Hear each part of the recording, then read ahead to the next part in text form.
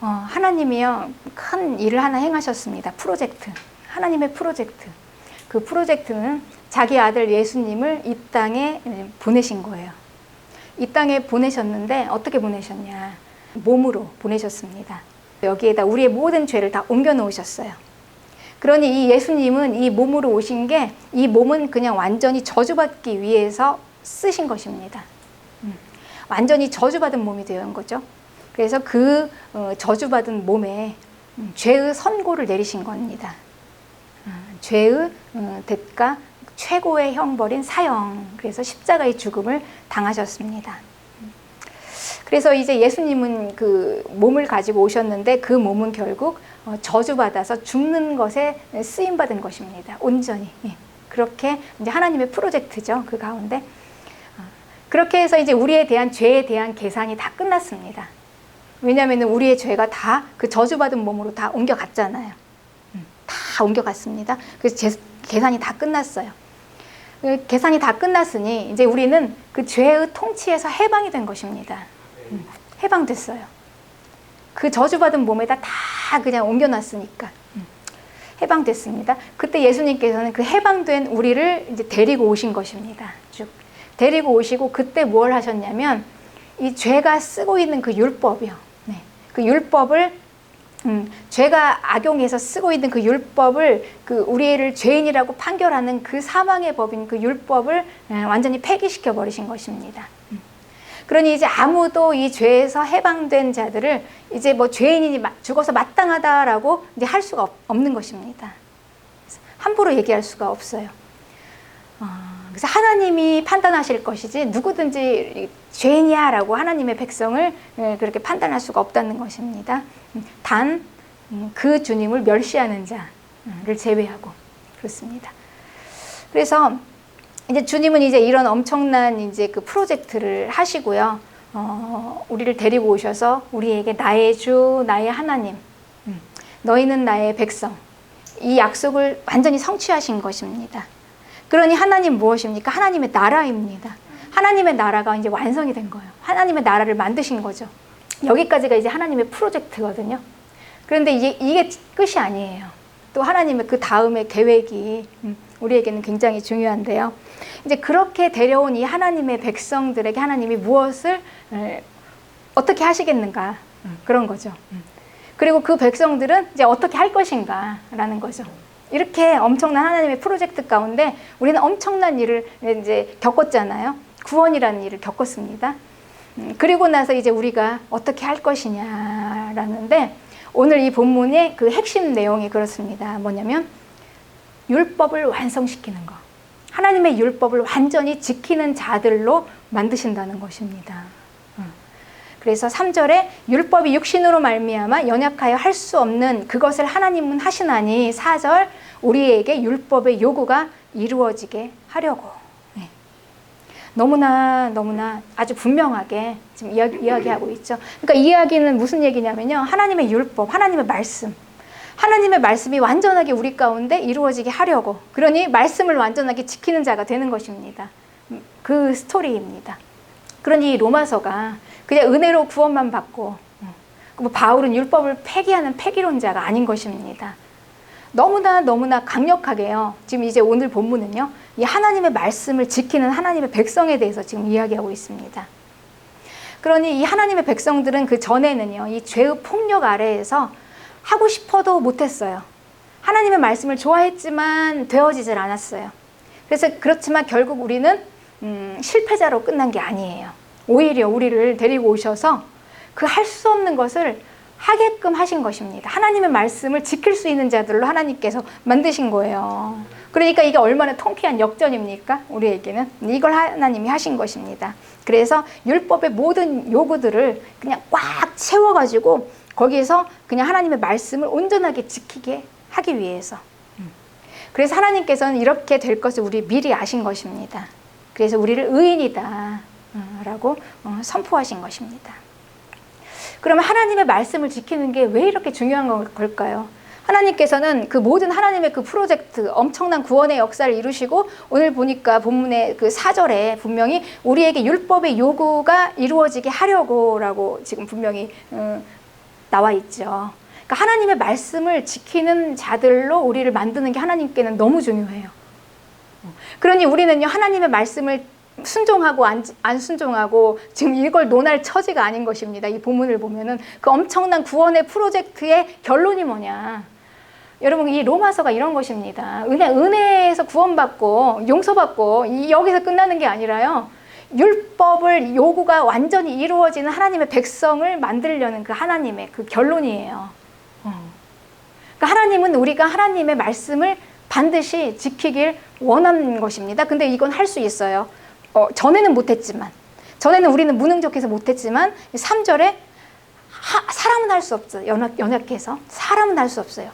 그렇지만 하나님은 하시니까 하나님이 하시겠다는 거예요. 그래서 하나님이 지금까지 이 구원의 프로젝트를 하나님이 하신 것처럼 이제 결론으로 이 말씀을, 하나님의 말씀을 지키는 자들로 세우시는 것을 하나님이 하시겠다는 거죠. 그러니 여러분, 우리가 할 수 있겠습니까? 없겠습니까? 너무 당연하죠. 하는 거죠. 할 수밖에 없는 것입니다. 그래서 우리는 이제 이 의미를 모르면 하나님의 말씀을 지키고 그 말씀대로 살아야 되고 이런 걸 굉장히 짐으로 생각해요. 부담으로 생각합니다. 그런데 이 의미를 알면은요, 이게 왜 말씀을 지키는 게 중요한가? 백성은 뭘 하는 거냐면요, 그 왕의 통치를 받는 자들이에요. 그런데 왕의 통치를 받는데 이 왕이 뭘로 통치하냐? 여러분, 뭘로 통치합니까? 그 왕이 말을 하죠. 그럼 백성에게 이렇게 말을 합니다. 명령을 합니다. 그러면은 백성들은 어떻게 합니까? 그 명령에 순종해요. 그러면서 그 관계가 이루어지는 겁니다. 그런 이 말씀을 지키는 게 우리에게 너무 중요한 이유는요, 이제 하나님의 나라가 완성되는 거예요. 나는 너의 하나님이고 너는 나의 백성이라는 이 관계가 완전히 성립되는 게 이제 하나님의 말씀을 우리가 지킴으로 인해서. 그러니 이거는 분명히 말씀이 지켜져야지만이 이게 하나님의 나라가 되어지는 거예요. 그러니까 하나님의 나라가 세워지려면 나의 하나님이다, 나는 너의 하나님이다 라는 건 분명하거든요. 이거는 어떻게 아무도 이거는 누가 건들 수가 없는 것입니까? 나 하나님이 하시는 거니까. 그런데 문제는 지금까지 뭐였습니까? 나는 하나님의 백성입니다. 이걸 못했잖아요. 못하니까, 무능력해서, 연약해서, 할 수 없어서.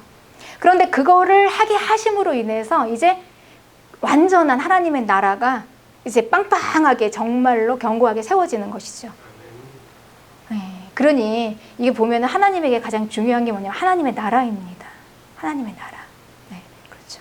하나님이 이거를 하기 위해서, 이 하나님의 나라를 완전하게 하나님께서 완성시키기 위해서, 그래서 그 구원의 프로젝트, 예수님의 십자가, 그 모든 계획들을 하나님께서 다 친히 이루시고, 그리고 이제 마지막 우리에게 율법이 완성됨으로, 우리가 하나님의 말씀을 지키는 하나님의 백성이 됨으로 이제 완전하게 하나님의 나라가 완성된 거죠.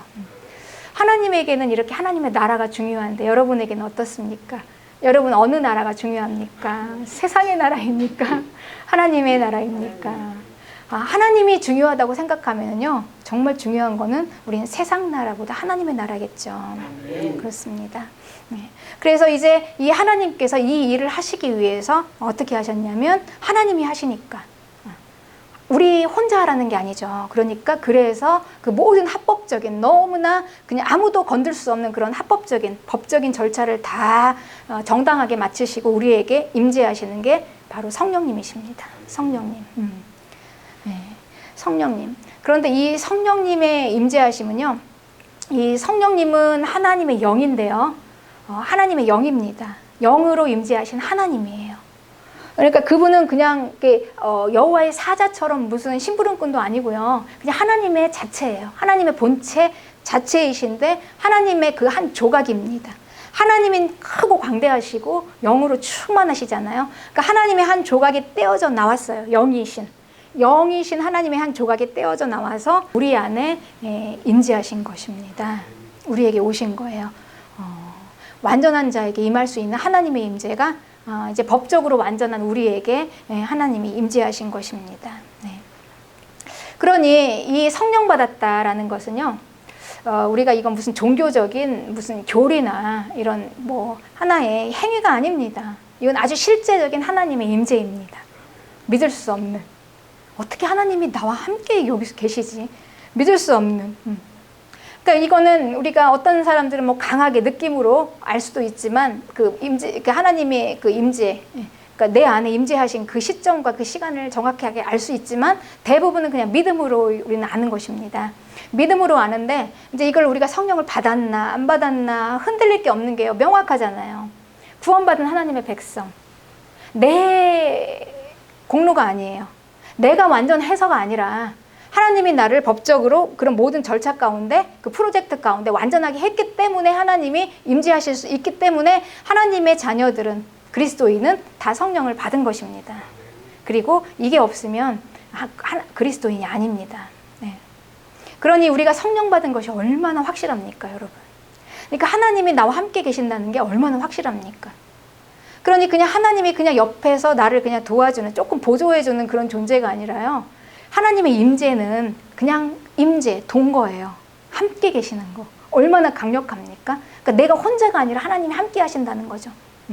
그러니까 하나님이 임재하시는 이곳이 바로 지성소입니다. 지성소.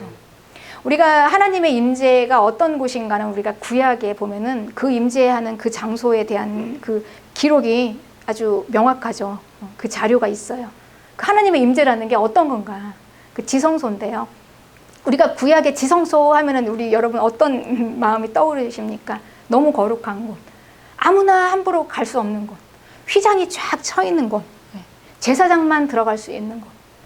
제사장이 들어가는데 이 제사장 옷에 방울을 달았어요.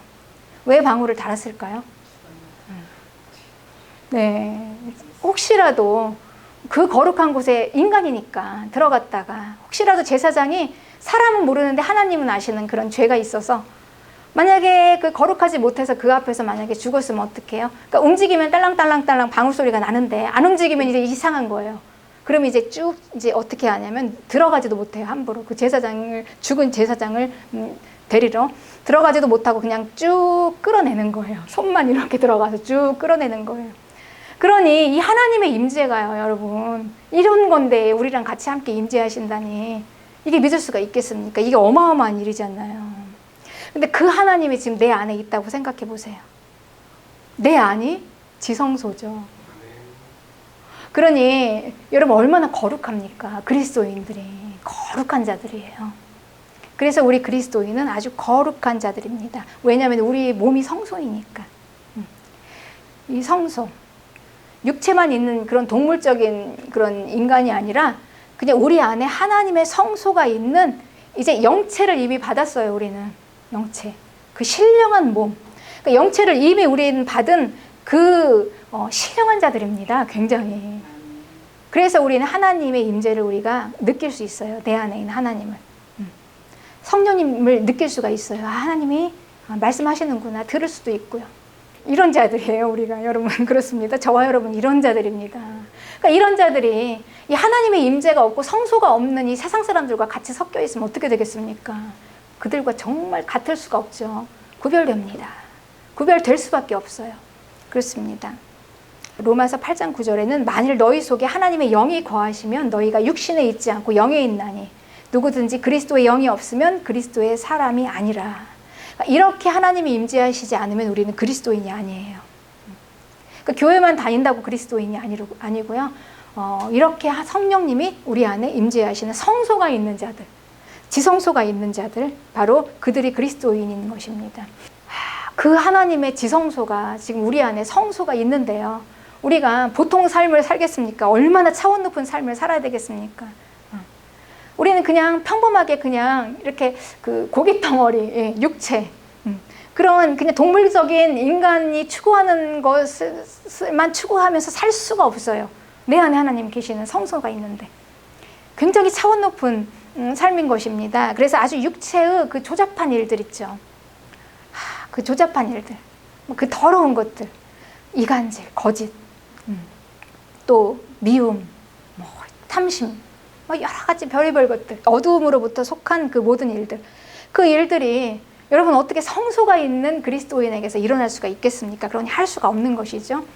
이 거룩한 자들이기 때문에 우리는 거룩하게 살 수밖에 없는데, 이게 내가 그렇게 살려고 발버둥 치는 게 아니고요. 그냥 내가 지성소이고 내가 성소이기 때문에 그냥 되어지는 거예요. 성소니까. 지성소이기 때문에.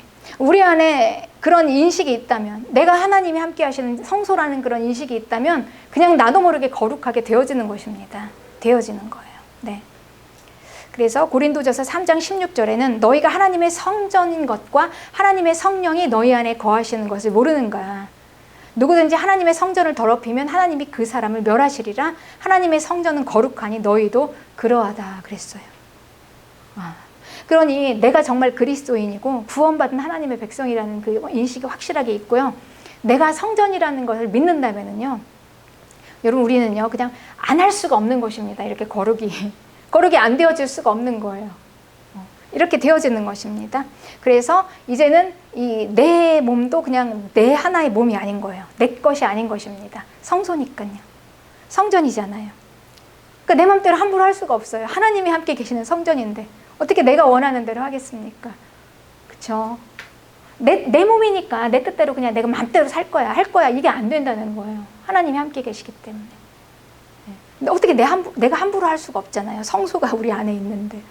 이게 그리스도인입니다. 여러분 어떻습니까? 우리가 이 그리스도인이 바로 이런 것입니다. 임재하시는 건 실은 느낌이 있습니다. 느낌이 있어요.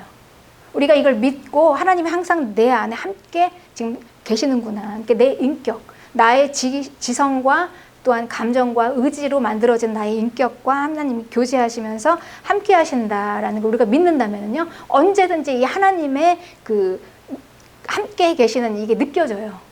이미 우리는요 신령한 자들입니다. 우리 영이 이미 그냥 동물적인 영이 아니에요. 고깃덩어리가 아니에요. 그냥 우리는 이미 이제 하나님이 함께 하시는 우리 영이 굉장히 신령한 자들인데, 하나님이 함께 하시는 그걸 우리가 왜 못 느끼겠습니까? 그분이 말씀하시는 걸 들을 수가 있습니다. 같이 사시는 거예요. 그냥 임재라는 게 그냥 하나님이 이 안에 들어오셔서 함께 거하면서 사시는 거기 때문에 이제 함께 우리가 살려면은요, 친해져야 합니다. 알아야 되고요. 그리고 가장 중요한 게 그렇게 되려면 소통이 돼야 돼요. 말이 통해야 돼요. 그분의 말을 내가 알아듣고 또 내가 얘기하는 그 말을 또 그분이 알아들어야 하는 것입니다. 이게 친밀한 교제의 이게 뭘 통해서 우리가 이렇게 하냐면요, 기도를 통해서 말을 하죠, 자꾸 하나님께. 그리고 또 그분의 기도가, 그 교제의 기도가 그렇습니다. 또 그분이 하는 음성을 듣습니다. 그러니 이렇게 불통이 되면 안 되는 거예요. 소통이 되어야 돼. 막히면 안 돼요. 이 성령님과 함께 살려면. 그렇습니다. 저는 이 성령님을 기도원에서 기도하다가 만났습니다. 그때 정말 그 영이신 하나님이 오시는 것을 느꼈고, 그러니까 영이 열리는 거죠. 영이 보이면서, 그러니까 이 영의 세계가 열린 거죠. 그리고 영의 세계가 있다는 걸 그때 처음으로 이제 알았어요. 영의 세계가 이렇게 있구나. 그리고 또 우리가 순간순간마다 아마 여러분들도 알 거예요. 그러니까 하나님이 나를 도우시고 인도하시고 사람의 힘으로 할 수 없는 그 이끄심이 있어요. 우리가 조금 민감하게 그 하나님이 나와 함께 하신다는 것을 잘 생각하고 살아간다면요, 우리의 삶 속에서 정말 강력하게, 이거 기적이 아니에요, 사실. 하나님이 우리 수도 없이 우리의 삶 속에서 하나님이 나타내시고 행하십니다. 그러니까 이건 기적이라고 할 수 없어요. 일상이에요. 그래서 참 뭐 말로 할 수 없이 셀 수 없는 그런 너무나 많은 그 하나님과의 그런 그러니까 영적인 그 교통이죠, 소통, 이런 것들이 우리가 그리스도인은 누구나 다 이런 게 많이 있습니다. 있어요. 누구만 있는 게 아니고요, 다 있습니다. 내 안에 하나님 계시기 때문에. 그래서 어떨 때는 너무 낙심해서 기도가 안 될 때, 그냥 푹 처져 있을 때 갑자기 한번 탁 치시면은 정말 스프링처럼 확 일어나가지고 막 어디서 힘이 났는지 뛰쳐나가고, 막 교회 예배당으로 달려가서 막 부르짖으며 기도할 수 있는 힘이 또 나고, 그러니까 이런 여러 가지 많은 할 수 없는 그 많은 체험들이 우리에게 있는 거죠. 우리는 뭘 우리가 구해야 될지 잘 모릅니다. 실은 그래요. 우리가 기도할 때 우리는 뭐가 아직 중요한지 모르거든요. 하나님의 나라가 중요한가, 이 세상이 중요한가. 그래서 뭘 먼저 구해야 될지를 우리는 잘 모르는 거예요. 그렇죠? 하나님의 나라가 중요하면 참 좋겠지만, 그래도 이 땅에 이 세상이 중요한 분들도, 그리스도인도 얼마나 많습니까? 그러다 보니 우리가 무엇을 기도해야 될지 몰라요. 그리고 하나님께서 나에게 무엇을 주시면 좋을지 모릅니다. 그래서 나에게 영원한 생명보다 때로는 지금 당장에 내 발등에 불 떨어지는 이 문제 해결하는 게 더 커요. 그렇지 않습니까? 그쵸. 내 통장 이렇게 좀 채워주는 게 더 크죠. 그 저기 뭐 그 영원 구원보다 그렇지 않습니까, 여러분? 우리가 실제적으로 몸을 가지고 살다 보면 이제 보이니까요. 그렇습니다. 그래서 우리는 무엇을 기도해야 할지 몰라요, 잘. 그런데 그때 이 하나님께서는 이렇게 하십니다. 로마서 8장 26절에요. 이와 같이 성령도 우리 연약함을 도우시나니 우리가 마땅히 빌 바를 알지 못하나 오직 성령이 말할 수 없는 탄식으로 우리를 위하여 친히 간구하신대요. 그러면서 27절에 하나님의 뜻대로 성도를 위해서 기도하신대요. 그러니 우리를 위해서 누가 기도해 주시냐면요, 여러분, 우리 안에 계신 성령님이 우리를 위해서 기도해 주신다고 분명히 나와 있죠. 그렇게 도와주세요. 근데 하나님께서는 그 기도를 통해서 역사하시잖아요. 그러니 우리는 안 될 수가 없는 것입니다. 하나님이 우리 안에서 뭐가 필요한지를 알아요. 우리는 우리의 영혼을 위해서 기도를 잘 못하죠. 우리의 영을 위한 기도가 아니라 우리의 막 이런 육을 위한 기도를 많이 합니다. 그런데 그 우리의 영을 위한 그 기도들을 누가 해주시냐? 우리가 굳이 안 해도요, 성령님께서 지금 해주신다고 분명히 나와 있죠. 성령님께서 기도를 해주세요. 여러분, 이걸 믿으시기 바랍니다. 그러니까 하나님의 통로는, 하나님이 일을 행하시는 통로는 뭐냐면요, 기도예요. 기도를 통해서 하나님이 하세요. 그러니까 설사 내가 기도를 못할지라도 너무 마음이 기도를 해야 되는데 기도가 안 돼. 어떡하지 막 초조하잖아요. 그럴지라도 내 안에 성령님께서 나를 위해서 기도하시기 때문에, 여러분, 그래서 우리가 지금까지 살아있고 여기까지 왔어요. 그것조차 없었으면 우리가 우리 힘으로 한 게 아니었어요. 내가 기도해서. 물론 저도 기도하죠. 중보로 기도하죠. 그런데 우리보다 더 강력한 힘, 성령님께서 기도해 주십니다. 그리고 하나님의 우편에 계신 예수님이 우리를 위해서 또 기도하신대요. 그러니까 성령님이 우리 안에서 기도하시고 예수님이 또 우리를 위해서 기도하세요. 그런데 그분들이 여러분 뭘 기도하실까요? 우리 영혼을 위해서 기도하시지 않겠습니까? 그분들에게는 중요한 게 하나님의 나라인데요. 예수님께서 이제 빌라도와의 대화 가운데 이제 이런 구절이 있었어요. 네가 왕이냐? 내가 왕이다. 그런데 내 나라는 여기에 속한 게 아니라 세상 나라가 아니다. 이렇게 말씀하셨습니다. 세상 나라가 하나님의 나라가 아니고요, 영원한 나라가 하나님의 나라예요. 그러니 하나님에게는 하나님의 나라가 중요합니다. 우리는 세상 나라가 중요할지라도 하나님은 하나님의 나라가 중요해요. 그러니 성령님과 예수님이 우리를 위해서 기도하시는 그 기도의 내용이, 이 땅의 일들도 물론 있겠지만, 이 땅에 이제 다급한 일, 뭐 하나님이 우리를 어련히 잘 알아서 기도해 주시겠습니까? 그렇지만 가장 중요한 건 뭐냐면 하나님의 나라를 위해서, 우리의 영혼을 위해서 하나님께서 그렇게 성령님께서 기도하시게 되는 거죠. 그래서 우리는 세상 나라에 대해서 한계가 있어요. 지금 현재 정권이 만약에 마음에 안 든다 해도요, 만약에 바꿔진다면 그건 우리 마음에 들까요? 지금까지 우리가 역사가 흘러가면서 그 정권이 우리가 흡족했던 적이 없어요. 그리고 그 정권이 이 나라를 유토피아로 만든 적이 없습니다. 그렇습니다. 아무리 훌륭한 정권과 아무리 훌륭한 그 사상이라도요, 이 땅은 천국이 아닙니다. 항상 우리는 부족하고 불안정해요. 그러니 이 땅은 완전한 유토피아가 될 수 없다는 것입니다. 그러니 이제 우리에게는 완전한 하나님의 나라를 소망하는 것입니다. 여기서는 그냥 부족해요. 우리가 아무리 애쓰고 힘써도요, 조금 더 나은 게 사상과 좀 나은 정치가 되었다라고 해도 또 마찬가지입니다. 그렇습니다. 교회도 그렇잖아요. 모든 게, 이 땅에 있는 모든 육적인 것은 다 그렇습니다. 여기는 완전하지 않습니다, 여러분. 그러니까 여기가 이 세상 나라입니다. 그러나 그 하나님의 나라, 하나님의 나라. 그래서 우리는 이 하나님의 나라를 소망으로 삼고 있는데요. 이 하나님의 뜻, 하나님이 하나님의 뜻대로 성도를 위해서 간구하신다고 그랬죠.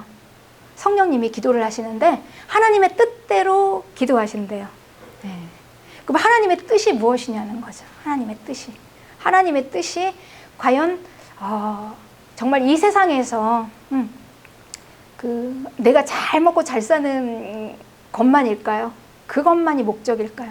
내 몸의, 내 모든 문제 해결을 위해서. 여러분, 우리가 하나님이 나와 함께 하신다 그렇잖아요. 그럼 하나님이 나와 함께 하신다 하실 때 어떤 생각이 드십니까? 하나님이 나와 함께 하시기 때문에 모든 문제가 풀려질 거야. 이제 하나님이 나와 함께 하시기 때문에 이제 이 세상의 모든 내가 구하는 것들이 이루어질 거야. 그리고 하나님이 나와 함께 하시기 때문에 이제 조금 편하게 살겠지.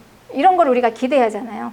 그런데 하나님이 정말 나와 함께 하시면서 하나님의 뜻대로 구하는 것이 무엇이냐는 거죠. 그게 바로 하나님께서는요, 우리는 이 세상 나라지만 하나님께서는 사실은 세상 나라가 하나님의 나라가 아니기 때문에 하나님에게 관심 있는 건 하나님의 나라예요. 그래서 우리를 위해서 만약에 하나님께서, 성령님께서 우리를 위해서 하나님의 뜻대로 기도하신다 그러면 우리의 구원을 위해서 기도하실 것입니다.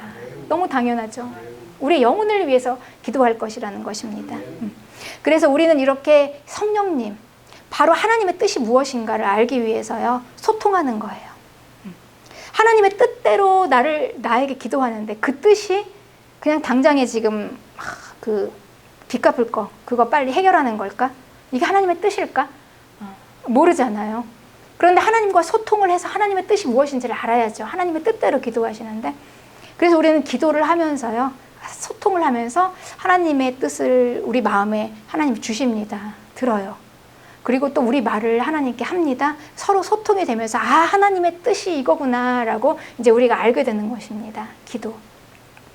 그래서 저는 제가 권하는 기도는요, 방언 기도가 굉장히 그 능력 있고 좋습니다. 그런데 때로는 이 방언 기도 중에 그러니까 뜻을 모르고 막 하는 기도가 있어요. 저는 그거를 뭐 인정을 안 하는 건 아니에요. 그것도 인정은 합니다. 나름대로 그렇게 기도하시는 분도 뭔가 있기 때문에 그 영을 위해서 기도한다. 내 영을 위해서 기도한다. 그렇게 말씀하시기 때문에 인정은 하지만 저는 이제 우리 성도님들한테는요, 그걸 권하진 않습니다. 그걸 권하지 않고 내가 무슨 기도를 하는지 그 뜻도 모르고 하는 기도가 아니라 정말 내가 하는 기도의 내용을 알고 하는 기도를 저는 권합니다. 왜냐하면 소통이니까요. 내가 무슨 기도를 하고 내가 아버지께 뭘 구하는가를 알아야지 또 그분의 말씀도 듣고 소통하는 거잖아요. 왜냐하면 우리는 하나님의 자녀니까. 우리는 하나님의 아들이니까. 아들과 아버지는 소통하는 거잖아요. 그냥 우리는요, 아들과 아버지와의 관계 가운데에서 얻는 거죠. 그냥 막 내가 필요한 것만 딱 갖다 돈 주고 그냥 팍 가지고 오는 거 아닙니다. 내 아버지께 구하는 거예요. 그래서 내 사정을 얘기하는 거죠. 내가 이러이러이러 하니까 아버지 주세요. 이렇게 하는 거 아닙니까? 그런데 뜻도 모르고 어떻게 기도하겠습니까? 그래서 이제 바울도 고린도전서 14장에 보면 방언에 대해서 하는 거에 대해서 이렇게 얘기해요. 막 뜻도 모르고 기계적으로 하는 그런 방언을 할 때는 영을 위해서 기도하지만 마음에서는 열매를 못 맺힌다고 해요. 근데 우린 열매를 맺혀야 되잖아요. 그러니까 우리는 영으로 예배하고 마음으로 예배합니다. 영으로 찬양하고 마음으로 함께 찬양해요. 그러니 저는 이제 우리 성도님들은 이제 그 뜻을 알고 하는 기도를 저는 이제 권하고 있습니다. 그래서 이제 이렇게 기도하는 가운데 우리는 이제 하나님의 뜻을 알게 되는 거예요. 하나님이 뭘 원하시는지. 그게 중요하잖아요, 여러분. 하나님이 도대체 나에게 뭘 원하시는 거지? 그러니까 처음에는 우리가 당장에 그렇습니다. 그리고 그것 때문에 우리가 실은 와요, 교회에. 당장에 지금 내 문제 해결하는 게 지금 너무 급하잖아요. 그거밖에 안 보이잖아요. 보이는 게 없어요. 우리 다 처음엔 그렇게 옵니다. 저도 그렇게 왔어요. 그렇게 이제 처음에 왔는데 그게 전부인 줄 알고 그걸 도와주시는 하나님인 줄 알았어요. 나의 하나님 나와 함께 계신다. 무얼 못하겠습니까? 하면 내 문제 해결해 주실 걸 믿습니다. 아멘. 이렇게 우리는 생각을 했단 말이에요. 그런데 하나님의 뜻을 알고 보니까 조금 이제 우리가 하나님의 뜻을 알다 보니까요, 하나님의 나라는 여기 있는 게 아니에요. 네. 그래서 하나님의 나라는 영원한 나라에 있는 거예요. 그러니 그 나를 이 세상에서, 이 세상 나라에서 그 나라로 나를 데려가시기 위한 것이 하나님의 가장 큰 뜻입니다. 네. 그러니 물론 문제가 해결될 수도 있지만 안 될 수도 있겠죠. 그거의 모든 기준은 뭐냐면 내 영혼의 구원이죠. 이 문제가 생겨서 내 영혼이 구원받는다면 그냥 두시겠죠. 그렇지 않겠습니까? 이게 하나님이 우리의 문제를 해결하시는 방법입니다. 하나님에게 중요한 건 우리의 영원한 나라로 데려가시는 거예요. 이 땅에서 우리가 천년만년 그냥 다 살 게 아니니까요. 여기서 살 게 아닙니다. 그렇습니다. 그래서 이 하나님께서는 우리를 이제 그렇게 대우하시는데요. 그렇게 대우하시는데 성령님께서 우리에게 이렇게 임하시면서 아버지로 우리를 이렇게 대우를 하시는데요. 얼마나 존중을 해주시는지 몰라요. 그러니까 우리가 죄의 노예로 살았을 때는 노예는 자기 마음대로 못해요. 폭력이죠. 막 해. 그러면 강압적으로 해야 합니다. 기계적으로 막 해야 돼요. 그냥 막 해야 합니다. 그런데 하나님은 우리를 그렇게 대우하시지 않으십니다, 여러분. 하나님이 우리를 대우하시는 걸 보면요. 설득은 하시지만 강제는 아니에요. 설득은 하시지만요. 선택은 우리가 하게끔 하나님께서 하십니다. 그 우리 탕자 이야기를 보면은요. 하나님께서 탕자가 아버지에게 나 재산을 좀 먼저 주십시오. 나 그냥 나가서 살겠습니다 했을 때 아버지께서 그 탕자가 그 둘째 아들이 그렇게 나가서 잘 살 줄 알고 그 재산을 주셨을까요? 아니죠. 다 거덜내고 다시 돌아올 걸 아시면서 주신 것입니다. 이게 하나님의 우리를 대하는 방법이에요. 그러니 하나님은 우리를 노예로 대우하시는 게 아니고요. 아들로 대우하시니까 그렇습니다.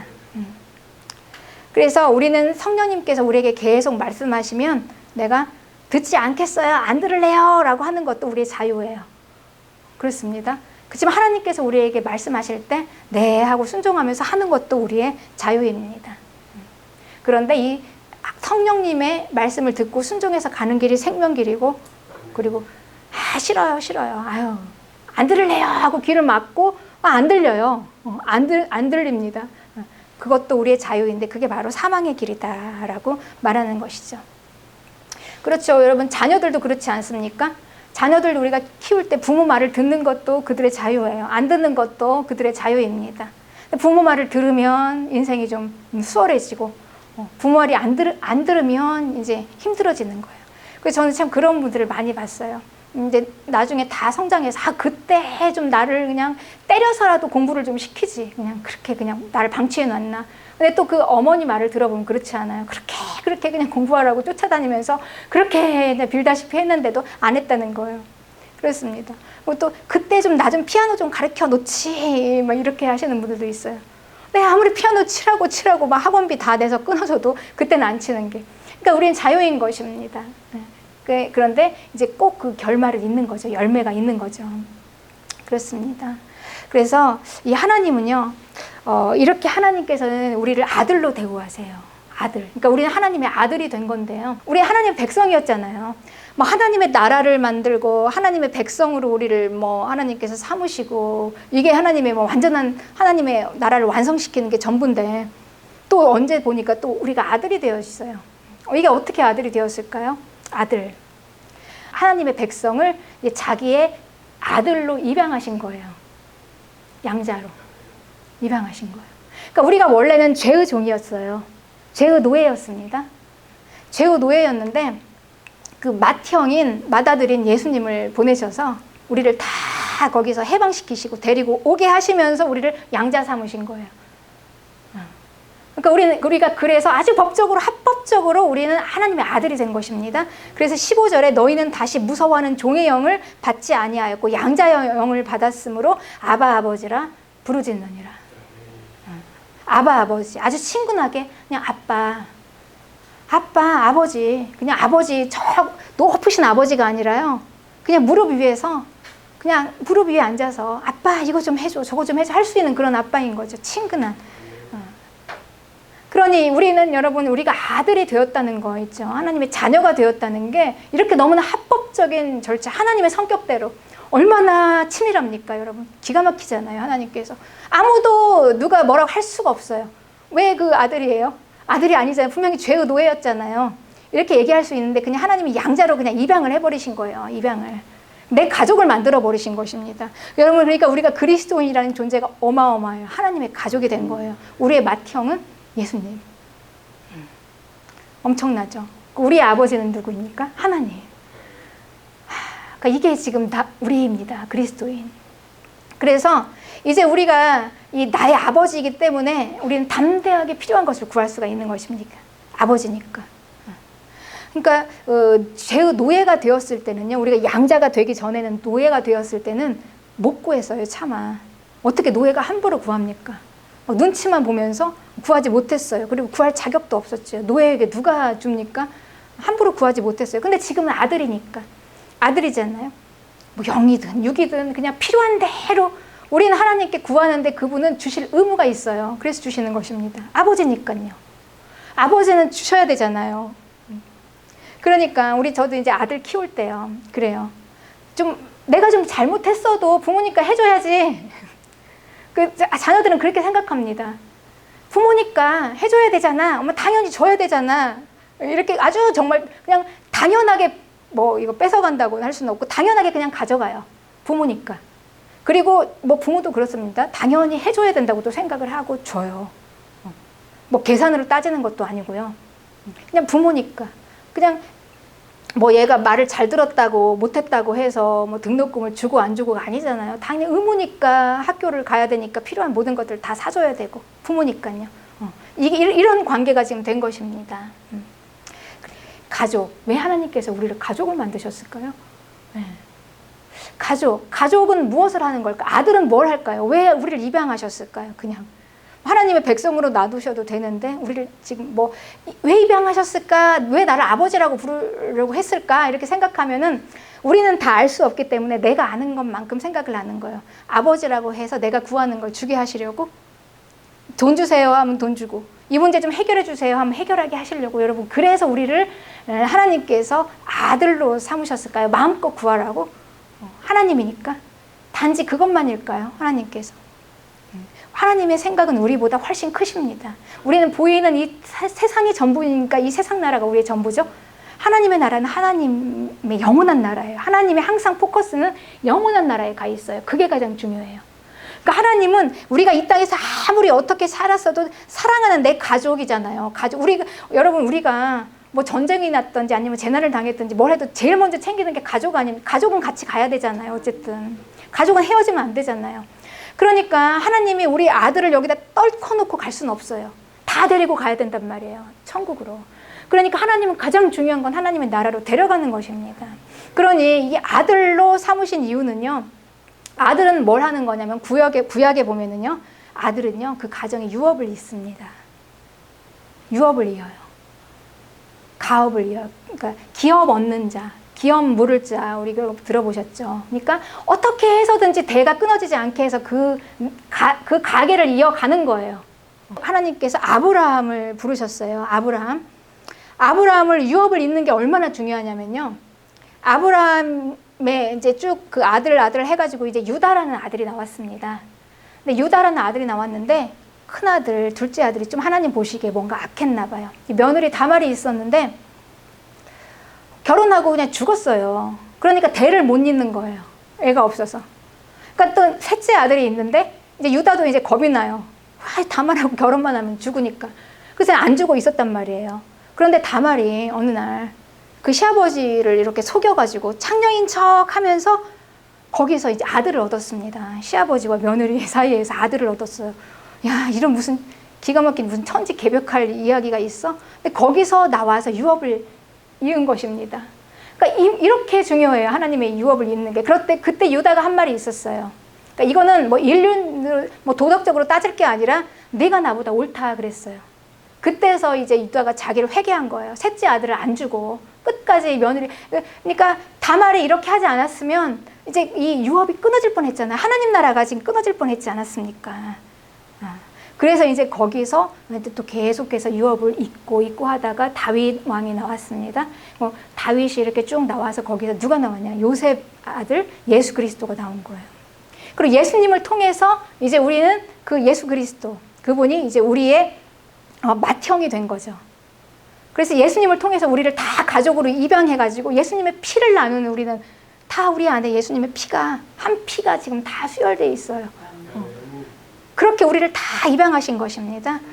그래서 이제 우리는 아들의 신분에서 너무나 당당하게 우리는 하나님 나라에 들어갈 때요. 그냥 이렇게 하나님의 가족으로 하나님의 아들의 신분으로 우리는 들어가는 거예요. 천국에. 여러분 우리가 이 세상에서 뭘 아무리 얻고 많이 얻고 우리가 아무리 이 세상에서 뭔 명예를 얻었다고 해도요. 온 천지 만물이 들으면은 다들 깜짝깜짝 놀랄 일이에요. 천사들도. 너는 어떻게 인간은 도대체 하나님의 자녀들은 도대체 뭐길래 저렇게 쟤네들은 하나님의 가족이 되어가지고 들어오냐, 아들이 되어가지고 천국에 입성하냐. 이게 지금 우리가 영의 세계에서 우리를 판단하는 것입니다. 우리가 이런 어마어마한 이런 놀라운 축복이 여러분 이 세상에서 어디서 찾을 수가 있겠습니까? 그러니까 우리가 그리스도인이 되었다는 건 이런 것입니다. 대단한 거죠. 대단한 거예요, 여러분. 그냥 막 억지로 전도해가지고 교회 나와라 해가지고 앉아있는 정도가 아니고요. 이런 어마어마한 일이에요. 우리 신분이 하나님의 아들이잖아요. 그래서 이제 결국은 이 유업을 잇는 자들이 되게 하기 위해서, 천국 백성이 되게 하기 위해서 우리를 아들로 만드신 거예요. 하나님의 유업을 잇는 자들, 하나님의 나라를 잇는 자들, 그 가족의 그 계보를 이어가는 자들, 이게 그리스도인입니다. 그래서 10절에 그리스도께서 너희 안에 계시면 몸은 죄로 인하여 죽은 것이나 영은 의를 인하여 산 것이다 그랬습니다. 그러니까 내 영혼은요, 하나님이 임재하신 하나님의 그 성령이 임재하시는 그 전이 되었어요. 이제 통치권이 바뀌어서 전에는 죄의 노예였는데 이제는 하나님께서 우리를 해방시키셔서 우리의 영혼은 이제 하나님의 그 통치를 받는 성령님이 이제 주관하시고 다스리시는 그곳이 되었고, 우리가 이제 하나님의 말씀에 순종함으로 완전하게 이제 그게 이루어지는 것입니다. 그런데 우리의 육체는요, 우리의 육체는요, 이 몸은 아담으로부터 물려받은 몸이에요. 아담. 죄의 몸이죠, 한마디로. 그러니까 이건 사망의 몸인 것입니다. 그러니 여러분, 이 사망의 몸이니까 이 몸은요, 우리가 지금 있는 이 몸 가지고 천국 가는 사람 봤습니까? 아무리 이 세상에서 이 땅에서 예수님을 잘 믿었어도 우리가 다 그냥 무덤이 있죠. 다 그냥 묻어놓고 우리는 다 하나님 나라로 가죠. 천국으로 가죠. 그렇습니다. 그러니 우리의 이 육체는 사망에 어차피 죽을 몸이에요. 그런데 우리의 영혼은, 그러니까 하나님의 유업을 잇는 우리의 그 천국 가는 것, 우리의 몸은 뭐냐? 영혼인 거죠. 그러니 여러분, 우리가 무엇을 따라 살아야 할까요? 육체를 따라 살면 결국은 마지막은 사망이에요. 그러니 성령을 따라 살아야지 그게 생명인 것입니다. 그래서 우리가 사는 인생길에는요, 그냥 다 산다고 사는 게 아니에요. 살 길도 있고 죽을 길도 있어요. 명확합니다. 아주 명확해요. 그러니까 육체 따라가는 길은 죽을 길이에요. 성령 따라가는 길이 살 길이에요. 그러니 로마서 8장 6절에 육신의 생각은 사망이요, 영의 생각은 생명. 그런데 거기에 평안이 있습니다. 그러니 우리가 왜 내가 이렇게 힘들었을까? 죽을 길, 사망의 길을 갔기 때문에 거긴 평안이 없어요. 근데 생명의 길, 그 길을 가야 우리가 평안이 있는데, 우리가 인생 살면서 실은 여러분 가장 복된 게 뭘까요? 평안이죠. 평강, 샬롬의 축복입니다. 우리가 아무리 돈이 많다고 해서 행복할까요? 우리가 내가 뭔가를 이루었다고 행복할까요? 우리가 있든지 없든지 간에 내 마음이 평안한 게 가장 최고의 축복이라는 거, 우리가 이 정도 살았으면 다 공감하시잖아요. 그냥 한 끼 맛있게 먹는 거, 그냥 좋은 사람들이랑 앉아서 차 마시면서 좋은 시간 가지면서 마음 편안하게 그냥 잘 자는 거, 불면증 없이 잘 자고 일어나서 또 오늘 하루를 또 사는 거, 이 평안이죠. 평안만한 게 어디가 있겠습니까? 그런데 육시에 따라가는 이 사망의 길은 평안이 있을 수가 없어요. 거기는 죽을 길이니까 어떻게 이게 있겠습니까? 그렇죠? 그러니까 성령 따라가는 길이, 여기가 생명의 길을 가야지만이 우리가 이 땅에서도 잘 살 수 있고 또한 생명의 길로 갈 수 있다는 것입니다. 그래서 우리가 이제 그 어느 날요, 우리가 막 이 교회에 막 다급해서 막 오세요. 다 죽을 듯이 이제 오시는 거예요. 이제 교회가 이제 작다 보니까 이제 그럴 때 오시죠. 근데 그 우리가 문제가 터질 때 오시는 거잖아요, 결국은. 그런데 그 문제가 갑자기 오늘 하루에 터진 걸까요? 갑자기 오늘 터진 걸까요? 어제 터진 일일 걸까요? 우리가요, 암이 발견됩니다. 뭐 초기가 있고 중기가 있고 말기가 있어요. 암 말기에 발견되면 이제 거의 죽죠. 그런데 그 암은 언제부터 진행이 되어 있냐면요, 애초부터 몇 년 전인지는 몰라요. 언제부터 그 우리 안에서 그 암이 서서히 진행되고 있었던 것입니다. 그런데 이제 발견이 언제 됐냐는 거죠. 그렇습니다. 우리 몸도 그런 것처럼 우리 영혼도 그래요. 그러니까 우리가 지금까지 계속해서 생명의 길이 아닌 길을 가다 보니까 당연히 어느 날 딱 시점이 딱 되니까 터진 거예요. 그냥 있을 일이 일어난 거예요. 그러니까 왜 이런 일이 나한테 일어났지? 왜 내가 뭔 하나님 앞에 무슨 죄를 지었지가 아니라요. 그냥 마땅히 그냥 나에게 그 시간대 그때 일어날 일을 그냥 겪고 있는 것입니다. 이게 이제 우리가 살면서 살아가는 문제를 보는 시각이에요. 영의 눈으로 보는 시각입니다. 육의 눈으로 보면은 왜 이런 일이 일어났어? 하나님이 나를 벌 주시나? 이게 왜 이렇게 된 거지? 이게 이제 우리는 이렇게 생각합니다. 누구 때문에? 이렇게 생각하는 거예요. 그런데 그렇지 않아요. 어차피 우리가 사망의 길로 가는 그 와중에 일은 차츰차츰 진행이 되고 있었던 거예요. 나만 모르고 있었던 거죠. 그런데 이제 어느 날 시간이 딱 되어지니까 그게 이제 터진 것입니다. 그러니 우리에게 가장 중요한 거, 이건 방법이 없어요. 인생 문제 해결하는 건. 이걸 어떻게 여기서 이 문제 그러니까 이제 그냥 눈가림으로 이 문제만 딱 풀어놨다고 다 끝났을까요? 그렇지 않죠. 근본적인 문제가 풀리지 않았는데 또 계속됩니다. 악순환이 계속돼요. 조금 지나면 다시 일어나요. 다시 일어나고. 이제 이거 해결했으니까 됐겠지 하고 딱 숨 돌리는 순간 또 팡 터집니다. 근본적인 문제가 해결되지 않으면. 그러니 이제 여기서는요, 이제 우리가 이 사망의 길에서 생명의 길로 오는 수밖에 없어요. 생명의 길로 오면은 이제 된 것입니다. 이제 된 거예요. 생명의 길로 왔다면 이제 된 거예요, 우리가. 더 이상 우리가 걱정할 게 없는 것입니다. 평안해도 돼요. 그냥 그날 발 뻗고 잘 자면 됩니다. 그러면 어느 날 나도 모르게 시간이 지나면서 이제 생명의 길에서 하나씩 풀어져서 언제 이게 다 풀렸네. 어느 날 보니까 내가 음식을 맛있게 먹고 있어요. 너무 행복해하고 있는 거예요. 그리고 잠을 잘 자고 있는 것입니다. 이렇게 풀어지는 것입니다, 여러분. 그럼 이제 우리는 이 생명의 길을 가야 되는 겁니다. 생명의 길. 너무 당연하지 않습니까, 여러분, 이거는? 성령 따라 가야죠. 거기가 사는 길인데. 누가 이렇게까지 다 말씀으로 하나님께서 우리에게 이렇게 다 선포를 해주셨는데요. 우리가 여기서 누가 사망의 길로 갈 사람이 어디가 있겠습니까? 갈 사람이 있겠죠. 그렇지만 하나님의 자녀는요, 갈 수가 없습니다. 이거 생명의 길을 안 이상은요. 그래서 하나님께서는 이게 얼마나 이게 중요했는지요. 우리는 이스마엘의 이야기를 잘 알고 있어요. 이스마엘과 이삭의 이야기. 이스마엘은 하나님이 약속하신 자녀가 아니에요. 그러니까 그냥 살다가 내 마음대로, 내 뜻대로 그냥 생각해보니까, 이러저러 생각해보니까, 이렇게 하면 될 것 같아. 그 시대의 흐름 따라서. 그때는 다 그렇게 했거든요. 그냥 종을 통해서 그냥 낳았어요. 그 아들로 삼았습니다. 세상 사람들 다 그렇게 하니까, 내 판단대로, 내 생각대로. 사람들한테 이렇게 막 조언도 구하고 물어보고, 이렇게 하는 게 좋겠어. 그래서 하가를 들여서 낳은 게 이스마엘이에요. 하나님이 약속하신 자녀 아니에요. 그런데 하나님께서는 뭐라고 했냐면, 이삭을 통해서만 내가 유업을 주겠다는 거죠. 그러니 하나님께서 약속하신 이 자녀인 이삭을 통해 이삭만 천국에 갈 수 있어요. 그러니까 내 뜻대로 한 것은 못 올라가요. 그런데 하나님께서는 얼마나 단호하시냐면요. 그렇게 하면서 이제 가정 안에서 살지 않았겠습니까? 이스마엘이 이제 한 10대쯤 됐을 때 좀 컸어요. 그 정도 됐으면 이제 인간적인 정도 붙었을 거예요. 아브라함이. 그쵸. 몇 년 만에 나이가 들어서 아들을 낳는데 얼마나 이쁘겠습니까? 그 아들이. 사라 눈치 보느라고 표시는 안 했겠지만, 그래도, 이스마엘에 대한 애정이 엄청났을 겁니다. 그 아들이 아버지 사랑하는 거는요, 또 이 어머니가 그 아들 사랑하는 거하고 또 다른 엄청난 또 그 파워가 있더라고요. 못 말리는 그 사랑이 있더라고요. 아들이 아버지 사랑하는. 아버지가 아들 사랑하는 그 사랑이. 그런데 이제 이 이스마엘을 어느 날 보니까요, 이 약속의 자녀인 이삭을요, 이스마엘이 막 괴롭히는 거예요.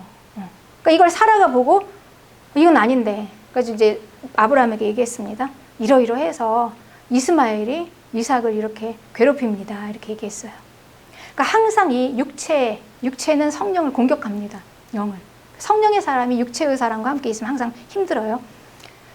그래서 이제 이 이스마엘의 이런 만행들을 아브라함한테 얘기했어요. 그러니까 아브라함이 고민이 되는 거예요. 내가 지금 그래도 지금 이제 이삭이 낳기 전까지는 모든 마음을 다 쏟아서 그렇죠? 우리가 하나님을 만나기 전까지는 다 쏟았던 이 세상의 것들이 있잖아요. 이거 어떻게 놉니까? 어떻게 놉니까? 못 놓아요. 내 꿈, 내 모든 것이, 내 인생의 모든 게 다 여기 들어있는데 이걸 어떻게 다 포기합니까? 못하죠. 그런데 이제 이거 어떻게 하나 고민이 돼서 이제 아브라함이 하나님께 기도를 하는 거예요. 하나님 어떻게 할까요? 그랬더니 여러분 하나님 뭐라 그러셨을까요? 아주 단호합니다. 사람 말을 들으라. 내어 쫓으라는 거예요. 아주 단호합니다. 왜냐? 이스마엘은 이삭과 함께 하나님의 나라를 유업으로 받지 못한다는 겁니다. 그러니 하나님은 아주 단호해요. 그러니까 하나님의 나라로 가져갈 수 없는 거, 그건 그냥 단호하게 그냥 다 쳐버리라는 겁니다. 이 땅에서. 그러니까 여러분 이거는 도덕적으로 이해할 수 있는 것도 아니고요. 윤리적으로 이해할 수 있는 것도 아니에요. 그냥 우리의 신앙적인 걸로, 믿음으로 이해할 수 있는 것입니다. 그래서 우리는 눈에 보이는 대로, 좋은 대로, 내 마음이 막 가는 대로. 아, 인정상 어떻게 그럴 수가 있어. 저는 이제 처음에 이 의미를 몰랐을 때 이 구절이 좀 이해가 안 됐어요. 야, 어떻게 이렇게 사람이 이렇게 냉정할 수가 있어? 아니, 자기가 필요할 때는 하갈을 데려다가 그렇게 애를 낳더니 이제는 그렇다고 내어 쫓으라고? 이건 좀 이상하다. 이게 이해가 안 가는 거예요. 그런데 이 하나님의 뜻이 무엇인지를 아니까 그때서야 이 엄청나게 이 감격이요. 그러니까 이 하나님의 나라로 올라갈 수 있는 거, 우리가 이 땅에 살면서요. 우리가 그러니까 무엇을 하면서 살았어도요. 우리가 거기에 모든 전 인생을 다 걸고 우리의 마음을 다 쏟아서 살아도 그게 하나님의 나라로 가져갈 수 없다면요. 내어 쫓으라, 하나님께서. 그렇습니다. 그러니까 헛 인생을 산 거죠.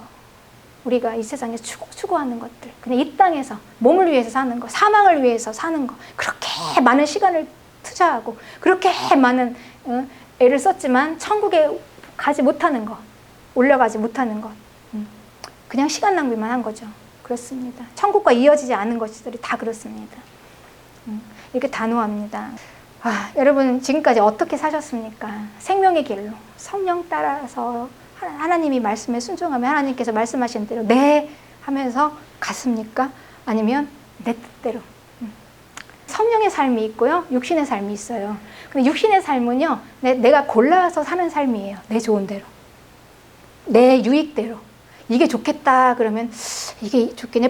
마치 뷔페처럼 내가 먹고 싶은 음식 먹고 싶은 만큼 담아오는 뷔페처럼 그냥 내 취향대로. 이게 좋겠네. 이게 이렇게 하면 나한테 유익이 막 계산을 하는 거죠. 이거 하면 좋겠네. 그러니까 우리가 사실은 이렇게 합니다. 그냥 내 생각대로 사는 삶을 그렇습니다. 그리고 지금까지 내 경험도 비춰보고 또 이제 조언도 또 들어봐요. 그 경험이 많은 분들에게 이거 어떻게 할까요? 이게 좋겠죠. 그렇게 해서 결국은 내가 선택해서 갑니다. 그런데요, 이 성령의 삶은요 달라요. 그렇게 사는 게 아니에요. 하나님의 말씀을 듣고 그냥 가는 거예요. 하나님의 말씀을 듣고 가는데 그냥 묵묵하게 가는 거예요. 나에게 손해가 오더라도 이게 아닐 것 같아. 우리는 한 치 앞도 몰라요. 내가 어떻게 다 안다고 할 수가 있습니까? 미래를. 내 것으로 살아야 된다고 생각하기 때문에 그러는 거예요. 내가 해야 한다고 생각하기 때문에. 그래서 우리가 유익을 따라다니잖아요. 모든 걸 다. 사실 우리가 교회도 그렇게 선택하지 않습니까?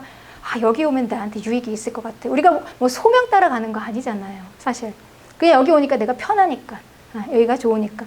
그런데 우리가 이제 그렇게 선택하지만 사실은 하나님은 우리를 그렇게 인도하지 않으셨어요. 성령님은 우리와 늘 함께 계시고요. 우리를 그냥 아버지는 자녀를 책임지시지 그냥 방치하지 않으세요. 그러니까 여기까지 오기까지도 우리의 힘이 아니었던 거예요. 하나님의 인도하심, 걸음이 다 있었던 것입니다. 그렇기 때문에 내가 보기에 그게 아닌 것 같아도 하나님께서 말씀하시면 그냥 묵묵하게 믿음으로 가는 거예요. 그게 성령의 삶이에요. 그런데 가보니까 그게 생명의 길이어서 나중에 평안이 오고 내가 알지 못하는 엄청난 축복들이 오더라. 이런 거죠. 그렇습니다. 그러니 이제 우리는 이 성령의 삶과 육체의 삶을 잘 모르면 이 세상 삶이라고만 생각해요. 세상 따라가는 것만 육체의 삶이고 우리가 그냥 주 안에 있으면 성령의 삶이라고 생각하는데 우리가 교회 안에 있으면서도 내 맘대로 하는 건 육체 따라가는 거예요. 내가 원하는 대로 하는 거니까. 그런데 교회 안에서 성령님을 따라가는 이 삶은요, 내가 골라서 가는 게 아닌 것입니다. 그리스도의 삶은 내가 골라서 사는 삶이 아니라요, 하나님이 인도하시는 대로 그냥 묵묵하게 순종하면서 가는 거예요, 여러분. 그게 그리스도인의 삶입니다. 그게 생명의 길입니다. 그런데 이제 우리는 이거를 모르고 무조건 교회 안에 있으면 다 이게 생명의 삶이라고 생각을 하기 때문에 내가 선택하는 이런 그 사망의 길을 가면서도, 그렇죠? 육체의 길을 가면서도 우리가 이제 생각하기를, 육체의 길을 가니까 당연히 내가 한다고 생각하는 거죠. 내 것으로. 그러니까 부담이 팍 오니까 내가 원하는 걸 이렇게 막 골라가는 거 아닙니까? 그러니까 내가 내 힘으로 살려고 하니까 얼마나 두렵습니까? 실은 여러분, 우리가 한 사람 한 사람을 보세요. 지금 나도 하나 제대로 쓰는 것도 못하겠는데, 우리가 하나님이 안 계시다면요, 나 하나 그냥 제대로 사는 거, 그것도 사실 불안불안하잖아요. 그런데 그런 나에게 하나님 뭘 기대하시겠습니까? 내 것으로 하라 그러는 거 절대 아니에요, 여러분. 하나님의 것으로, 하나님이 주시겠다는 거죠. 그래서 우리가 소명의 삶, 그냥 성령의 인도하시는 삶을 따라갈 때 축복인 이유가 뭐냐면요, 일단 하나님 부르셨어요. 부르신 분이 끝까지 책임을 지십니다. 필요한 거 주세요. 물질이 필요하면 주시고, 건강 필요하면 주시고, 성령의 그 하나님의 유업을 위해서, 하나님 나라를 위해서 주시는 거예요. 그러니까 얼마나 강력합니까? 뭐 재능이 필요하면 주시고, 은사가 필요하면 주시고, 거기에 필요한 대로 주세요. 저는 이걸 너무나 정확하게 실체를 하고 체감을 해요. 여러분, 저는요, 이렇게 말씀을 준비할 때 제가 아는 거를 전하는 게 아니에요. 저는 그 한 주에 오늘은 무슨 말씀을 주실까라는 기대감으로, 사실은 엄청난 기대감을 가지고 있습니다. 그러니까 하나님께 받은 거를 나누는 거죠. 그러니까 하나님이 이걸 저를 위해서 그러겠습니까, 여러분? 하나님의 나라를 위해서, 사랑하는 성도님들을 위해서 말씀을 전하게 하시려고 주시는 거예요. 저는 쓰임받는 거예요. 제가 아멘 하고 그냥 이것저것 다 생각하지 않고 그냥 오직 성령의 인도하심만 따라서 갔더니 하나님께서 필요하니까 주신 거죠, 말씀을. 그래서 오늘 아침도 저는 이제 이게 유업 이런 거였어. 하나님 결국 말씀 순종하는 이 그리스도인이었어. 아들이 이런 거야. 저도 막 이거를 너무 부푼 마음으로 기대감을 가지면서요, 이 노트북을 가지고 오는데 진짜 막 떨리는 마음으로 오는 거예요. 막 그 감동된, 이거를 빨리 가서 나눠야 되는데, 이런 감동된 거 가지고 나오는 것입니다. 그래, 이게 성령님이 주시는 거예요. 그러니까 하나님이, 저는 그래서 항상 제가 두렵고 떨리는 게, 이 말씀이 끝이면 끝인 거예요. 저는 끝입니다. 하나님이 주시는 말씀이 끝이에요. 그래서 항상 이 말씀을 하나님께서 더 풍성하게 주시도록 정말 성령님과 같이 가려고 제가 순종하면서 가려고 애를 쓰는 거죠. 하나님 말씀을 잘 듣고 가려고 애를 쓰는 거죠. 우리가 이렇게 하는 것입니다. 하나님의 일은 다 그래요, 여러분. 그래서 이제 많은 그리스도인들 가운데 또 물질의 그 은사를 받으신 분이 있으세요. 간혹가다 있으세요. 근데 그분들 절대 자기 것으로 하지 않습니다. 여러분, 우리가 재산이 많다고 해가지고 우리가 주의 일을 하지 않아요, 여러분. 그분들은 하나님께서 주신 특별한 은혜가 있어요. 그런데 그분들은 알아요. 그분들이 하나님의 일을 하는 것은요, 우리가 상상을 초월해요. 있는 걸 다, 바닥까지 다 내놓습니다. 그런데 또 그 하나님이 또 채우세요, 그거를. 그래서 그래서 하는 거예요. 그래서 그분들이 맨정신으로 그런 걸 하겠습니까? 하나님이 역사하심을 알기 때문에. 물론 다른 일도 마찬가지입니다. 우리가 원하는 건강도 마찬가지예요. 어느 날 하나님께서 우리를 건강하게 회복시키시고 주의 일을 하게 하십니다. 필요한 모든 지혜를 주시고 능력을 주셔서 하나님이 하게 하시는 것입니다. 그렇습니다. 그리스도인이 왜 하나님의 말씀을 지켜야 되는가? 너무 명확합니다. 너무 당연합니다. 그래야지만 이 유업이 완성이 됩니다. 하나님 나라가 완성이 되고 그 유업을 완전히 이어갈 수가 있습니다. 그런데 그거를 어떻게 할 수 있냐? 성령 따라가면 할 수 있다는 거예요. 내 힘으로 하는 거 아닙니다, 여러분. 내가 하려니까 모든 게 다 버거운 거예요. 내가 하려니까 모든 게 다 버거워서 그냥 못하겠다 하고 내가 취해가서 골라서 다니는 거잖아요. 근데 우리가 이 믿음으로 믿으면, 하나님이 하신다는 걸 믿으면은요, 버겁지가 않습니다. 여러분, 하나도 버겁지가 않나요? 그렇습니다. 그래서 이걸 위해서 성령님께서는 그 말할 수 없는 탄식을 하면서 하나님의 뜻대로 기도하시고, 또 그 기도를 통해서 역사하시는 그 하나님의 놀라운 그 일이 반드시 이루어집니다. 얼마나 이게 이루어지지 않겠습니까? 하나님의 뜻대로 하는 기도인데요. 그렇습니다. 이걸로 인해서 우리가 부르심을 받았고요. 그리고 우리가 이렇게 하나님 앞에 올 수가 있었습니다. 이 복된 부르심에 함께 갈 수 있는 우리 마라나타 교회가 되기를 축복합니다.